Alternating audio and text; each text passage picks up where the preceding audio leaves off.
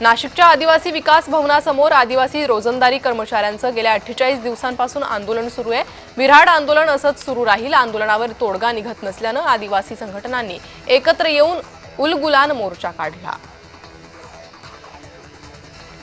महाड शहरातील रस्त्यांवर पडलेल्या खड्ड्यांविरोधात राष्ट्रवादी शरद पवार गट आक्रमक झालाय। महाड नगरपालिकेच्या भोंगळ कारभाराचा निषेध करण्यासाठी पवार गटाच्या कार्यकर्त्यांनी रस्त्यांवरील खड्ड्यांमध्ये पोहण्याची स्पर्धा आयोजित केली।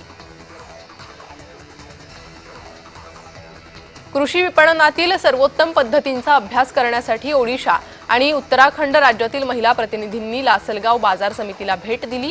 या अभ्यास भेटीचा मुख्य उद्देश कृषी विपणन क्षेत्रात महिलांचा सहभाग आणि त्यांचे योगदान जाणून घेणे हा होता। कोकण रेल्वे ट्रॅकवर नियमित आणि जादा रेल्वे गाड्या धावत असल्याने सध्या प्रवाशांना तब्बल 10 ते 12 तासांचा प्रवास करावा लागतोय, तर सर्वच ट्रेन या 2 ते 3 तास उशिराने धावत असल्यामुळे कोकणात येणाऱ्या गणेश भक्तांना नाहक त्रास सहन करावा लागतोय। आगामी गणेशोत्सवाच्या पार्श्वभूमीवर सांगली महानगरपालिकेने आगमन आणि विसर्जन मार्गावरील खड्डे बुजवण्यास सुरुवात केली आहे। गणेशोत्सवापूर्वी सर्व आगमन विसर्जन मार्गावरील रस्ते खड्डेमुक्त होणार असल्याचं आश्वासन आयुक्त सत्यम गांधी यांनी दिलं आहे। नांदगाव मनमाड महामार्गावरील शास्त्रीनगरजवळ 2 दुचाकींची समोरासमोर धडक झाली। या अपघातात 2 जणांचा जागीच मृत्यू झाला असून इतर 2 जण गंभीर जखमी झालेत। जखमींना उपचारासाठी शासकीय रुग्णालयात दाखल करण्यात आलंय।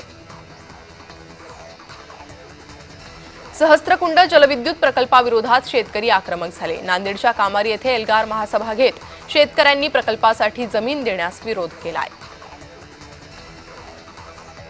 बुलढाणा जिल्ह्यातील आरोग्य विभागातील कंत्राटी कर्मचारी विविध मागण्यांसाठी 7 दिवसांपासून बेमुदत संपावर आहेत। मात्र त्यांच्या मागण्यांसंदर्भात तोडगा निघाला नसल्याने कर्मचाऱ्यांनी बुलढाणा जिल्हाधिकारी कार्यालयावर मोर्चा काढला।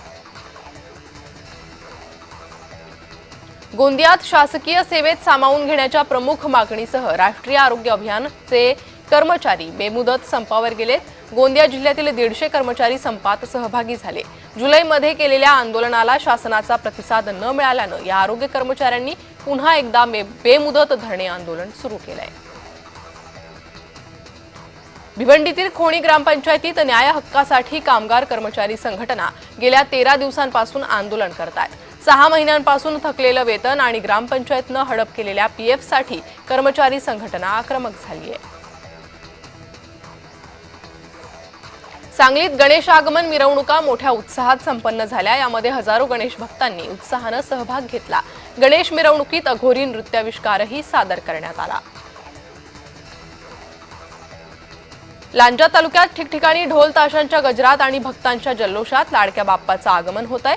3 दिवसांनंतर मुसळधार पावसाने विश्रांती घेतल्यानं भक्तांघरी बाप्पाच्या आगमनाची लगबग सुरू झाली।